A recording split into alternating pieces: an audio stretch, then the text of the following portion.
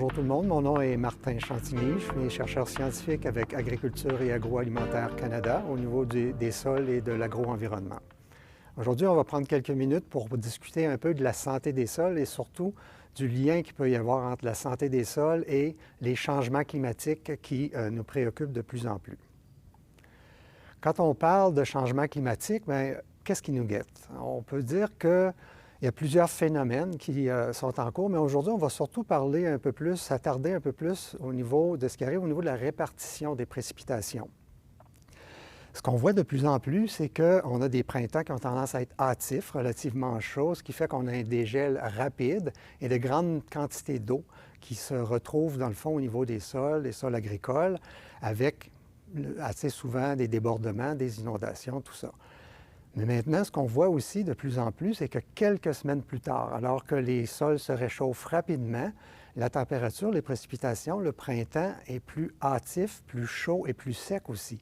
Donc, seulement en quelques semaines, on passe d'un phénomène d'excès d'eau à un phénomène où on commence à manquer d'eau.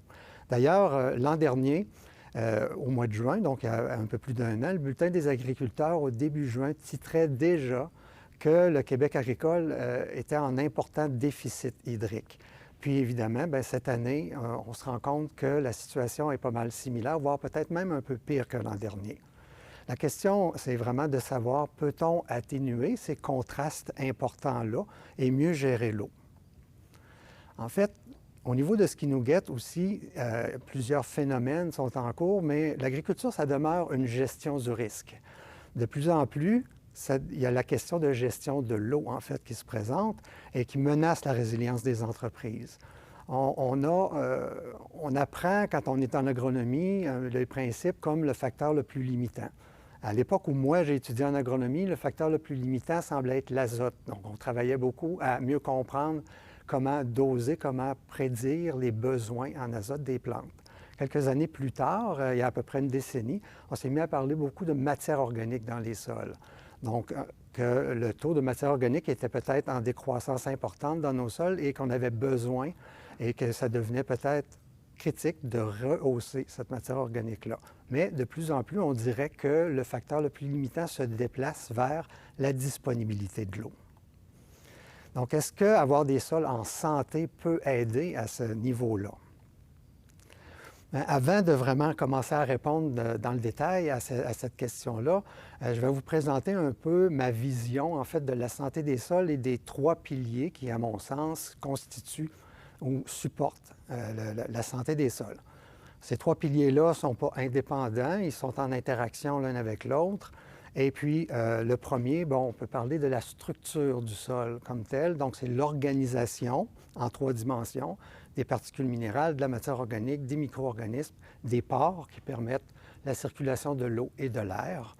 Le deuxième pilier, c'est la matière organique. Donc, la matière organique, c'est entre autres, et en bonne partie, la source d'énergie et de nutriments pour tous les organismes qui habitent le sol, y compris aussi pour les plantes qui s'y développent. Le troisième pilier, c'est l'activité biologique comme telle. Et l'activité biologique, elle, rentre en interaction avec les deux premiers. En interaction avec la matière organique, elle crée un peu ce qu'on appelle le service de fertilité du sol. Donc, en transformant la matière organique, la rend disponible, rend les éléments nutritifs de la matière organique disponibles pour les micro-organismes et pour les plantes aussi.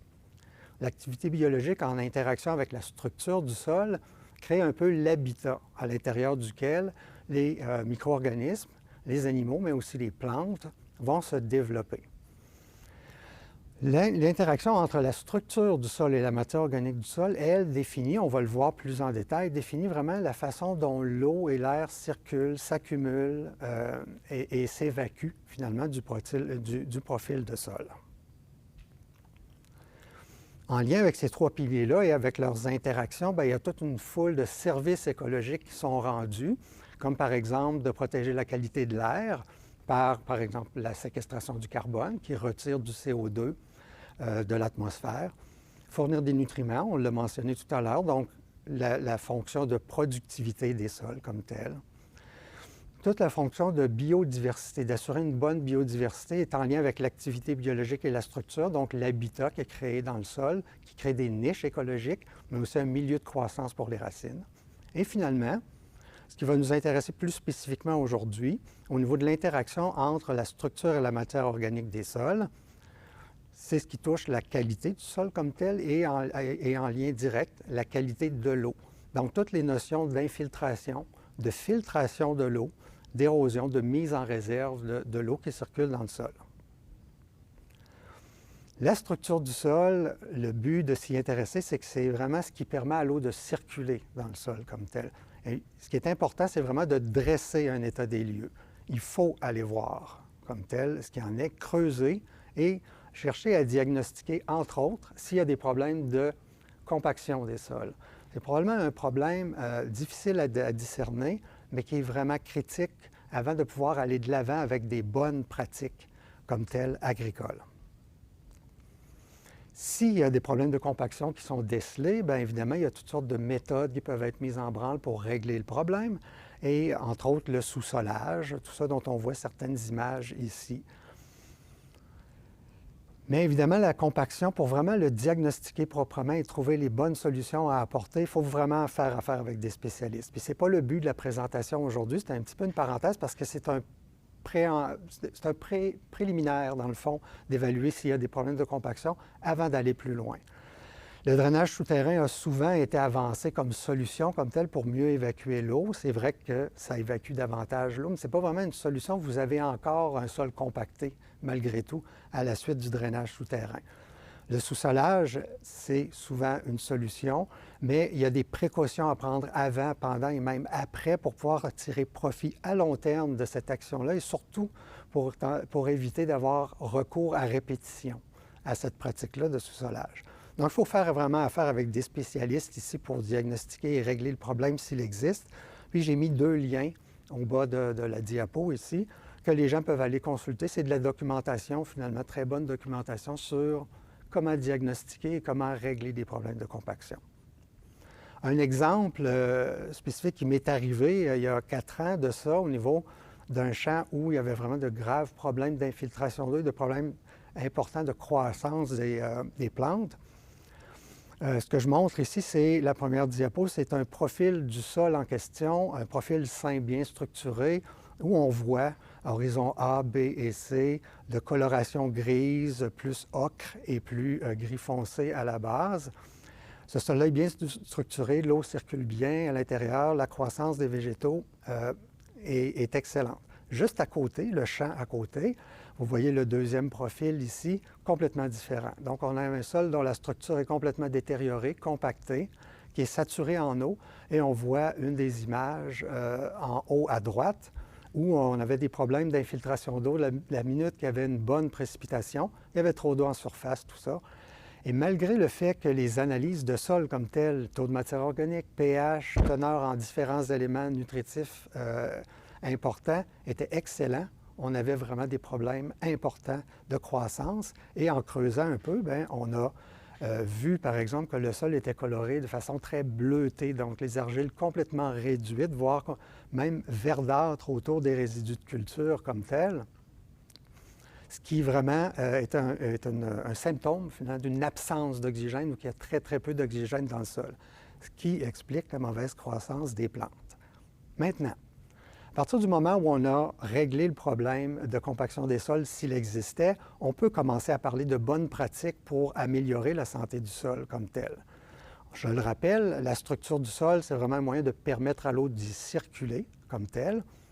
Et il y a le phénomène d'agrégation qu'on peut influencer, donc, qui va avoir un impact sur la structure comme telle. Donc, l'agrégation, c'est l'arrangement tridimensionnel des particules minérales, de matière organique, des micro-organismes, des racines, en petites unités cohésives et stables. Donc, on pourrait parler de grumeaux de sol comme tel. Le fait d'avoir des agrégats, une bonne quantité d'agrégats dans le sol, améliore la résistance du sol à l'érosion hydrique, éolienne en surface, améliore beaucoup la circulation de l'eau et de l'air dans la matrice du sol, donc bon pour la croissance des racines, et améliore aussi la capacité du sol à pouvoir stocker de la matière organique, davantage de matière organique.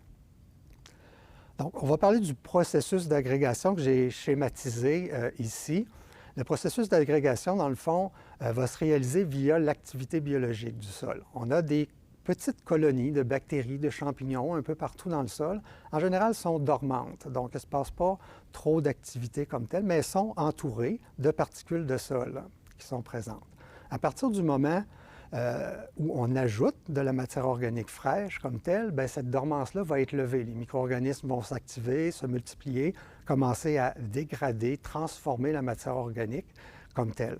Et ce faisant, ces micro-organismes-là vont sécréter des produits, dans le fond, où ils se protègent de la dessiccation.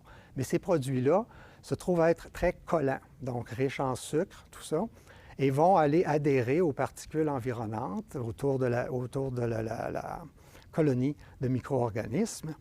Et par la suite, il y a des ifs fongiques aussi qui vont se développer autour de cette nouvelle structure-là. Les fines racines des plantes vont venir un peu enrober ces petits agrégats-là et venir les consolider encore davantage. On aboutit, en bout de ligne, à la formation d'un agrégat stable. Donc ça, c'est vraiment à l'échelle de l'agrégat comme tel. Maintenant, si on prend un sol, un profil de sol qui n'est pas agrégé ou compacté, vous voyez, dans le fond, que bon, les particules de sol sont réparties, les particules minérales, organiques, un peu partout, les micro-organismes. Il n'y a pas vraiment de continuité dans la porosité, dans les espaces qu'il y a entre les particules de sol comme telles. S'il pleut, l'eau va venir s'accumuler en surface, mais elle va avoir beaucoup de mal à s'infiltrer dans le fond comme tel. Donc, il y a vraiment un mauvais égouttement. Il va y avoir un peu d'eau qui va rentrer à l'intérieur et, comme tel, va rester prisonnier, on pourrait dire, du sol de surface. Si le sol est bien structuré, donc on a un sol agrégé, ici vous voyez une nette différence dans le sens où la plupart des particules de sol sont vraiment organisées dans des structures un peu plus denses, mais autour de ces zones plus denses-là, il y a vraiment des pores un peu partout, puis qui sont surtout connectés les uns aux autres. Donc, si on a toujours la même précipitation comme telle qui arrive, l'eau va s'accumuler un peu à la surface, mais va pouvoir ensuite se drainer au fur et à mesure jusqu'à la base du profil de sol. Ce qui est important de noter, c'est que ce faisant, en migrant à la base du profil de sol, il y a quand même une certaine quantité d'eau qui va se retrouver piégée dans les espaces à l'intérieur des agrégats, ce qui va constituer la réserve d'eau utile pour les plantes comme telles. Donc, la structure permet à l'eau de mieux s'égoutter, mais permet également à une plus grande quantité de cette eau-là de se retrouver dans des zones où les plantes vont pouvoir en bénéficier. Les prochaines images, c'est vraiment des photographies un peu de ce que l'agrégation a l'air dans le sol. Par exemple, lorsqu'on a des résidus de récolte. Ici, vous avez une photographie de pailles de céréales qui ont été incorporées environ 1 mois de temps dans le sol. On les a retirées. Et vous voyez là, sur la photographie qu'on a des grumeaux de sol, justement, des agrégats de sol qui y adhèrent comme tels. À la photo suivante, dans le fond, c'est une vue microscopique comme telle de la même paille. Donc, vous avez la paille comme telle et ce que vous voyez, c'est les particules de sol qui y sont collées, mais surtout, ce qui est important de noter, c'est le réseau de filaments d'ifs fongiques qui emprisonnent un peu ces particules, ces grumeaux de sol-là et qui fait justement qu'ils adhèrent à la paille. La prochaine photo, elle, montre un autre exemple de l'effet des ifs de champignons sur la stabilisation du sol. Vous avez en fond d'écran une racine en décomposition et qui donc est en train d'être décomposée par les champignons. On a dégagé d'une certaine façon le sol comme tel et là, vous voyez les filaments brillants sont vraiment des ifs de champignons et vous pouvez voir à l'intérieur de ce réseau d'ifs-là plusieurs agrégats comme tel, même de taille millimétrique, qui sont emprisonnés par le réseau d'ifs. Les racines aussi ont un peu une action similaire aux ifs de champignons, à une échelle encore un peu plus grande. Les fines racines vont aussi emprisonner le sol et le stabiliser. Vous avez dans la photo à droite un système racinaire de fléole qu'on a déterré, qu'on a secoué quand même vigoureusement. Et vous pouvez voir facilement qu'il reste quand même beaucoup de sol emprisonné à l'intérieur du réseau de racines comme tel. Donc, les racines sont importantes pour protéger le sol contre l'érosion, mais il faut penser aussi qu'il faut que ces racines-là soient présentes le plus longtemps possible durant la saison de croissance. Donc, pour éviter, comme sur la photo de gauche, des problèmes d'érosion de surface lorsqu'il y a absence de végétaux en croissance. Et ça avait été démontré, dans le fond, l'effet des racines sur l'agrégation il y a déjà une bonne trentaine d'années par mon collègue Denis Anger. Vous avez le graphique ici où un sol qui était en maïs, dans le fond, était converti avec une couverture permanente, une prairie, et en dedans de 3 à 4 années, on a une augmentation très significative de la quantité d'agrégats stables dans le sol. À la prochaine diapo, vous avez 4 photographies qui vous montrent un peu plus en détail, dans le fond, la relation entre les racines des plantes et les agrégats. Donc, dans la photo en haut à gauche, on voit très bien que la plupart des racines sur cette photo-là empruntent finalement les espaces qu'il y a entre les agrégats pour circuler. Et la photo en dessous, donc en bas à gauche, montre aussi des racines là, avec poils absorbants, etc., qui sont vraiment là pour explorer le sol, tirer l'eau et les éléments nutritifs. Du côté droit de la diapo, vous avez en haut une photo où il y a davantage de racines qui se sont multipliées, qui ont cru comme telles, et vous voyez vraiment l'effet protecteur du filet comme tel autour des agrégats. Et la photo en dessous, bien, vous voyez aussi que ces racines-là, éventuellement, peuvent établir des symbioses. Ce que vous avez ici, c'est vraiment une racine de maïs avec fortement mycorhizée. Donc, vous avez les ifs mycorhiziens qui viennent, eux aussi, consolider la structure du sol, mais également d'augmenter de beaucoup la capacité de la plante à explorer le sol, à tirer l'eau et les nutriments du sol. Mais les racines, c'est aussi une source de matière organique du sol. Donc, non seulement ça aide à la structure, mais ça vient maximiser l'entrée de carbone, de matière organique dans les sols via les racines qui vont y mourir et via aussi toute une sorte d'exudation racinaire comme telle en cours de croissance.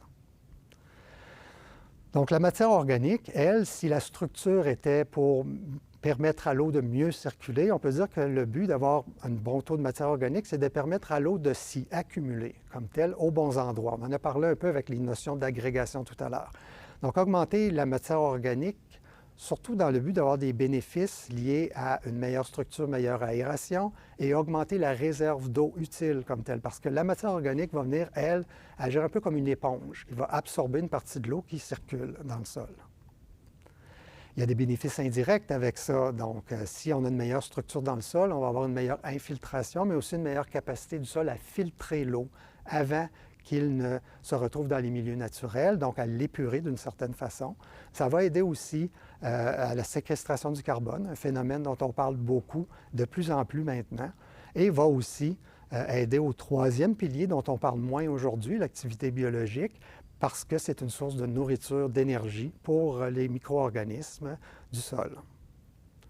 Mais comment on peut augmenter la matière organique du sol comme tel? Bien, il y a 3 leviers possibles. Le premier levier, c'est vraiment d'augmenter la photosynthèse, le taux de photosynthèse dans le système par unité de surface, disons par hectare comme tel.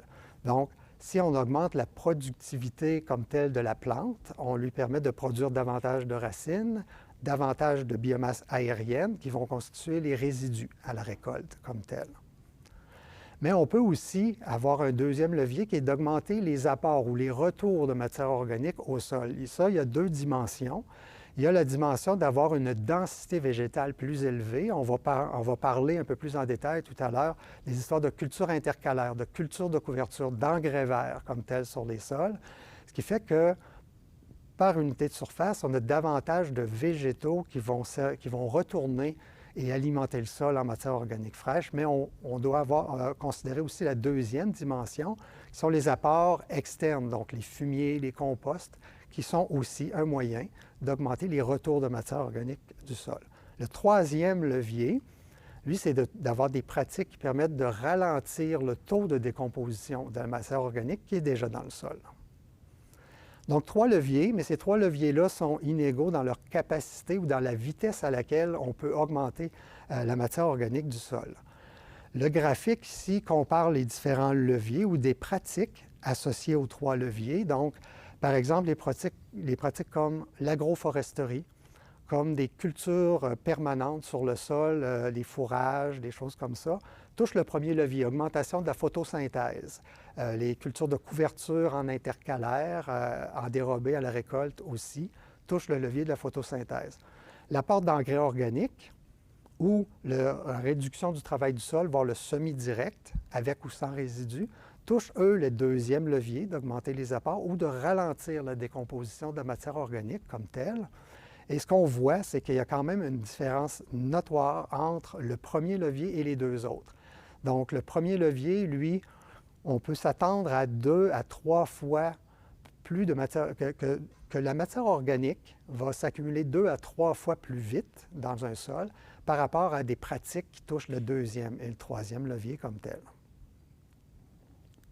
Et ça, augmenter la photosynthèse, encore une fois, ça a été démontré il y a déjà quelques décennies en augmentant la couverture des sols ou la durée de couverture des sols avec des plantes en croissance. Ici, sur le graphique, vous avez un sol sous maïs, toujours, qui avait été converti en prairie luzerne. Et on voit qu'en 3 à 4 années, la teneur en matière organique avait atteint un nouvel équilibre beaucoup plus élevé, presque le double de matière organique dans le sol.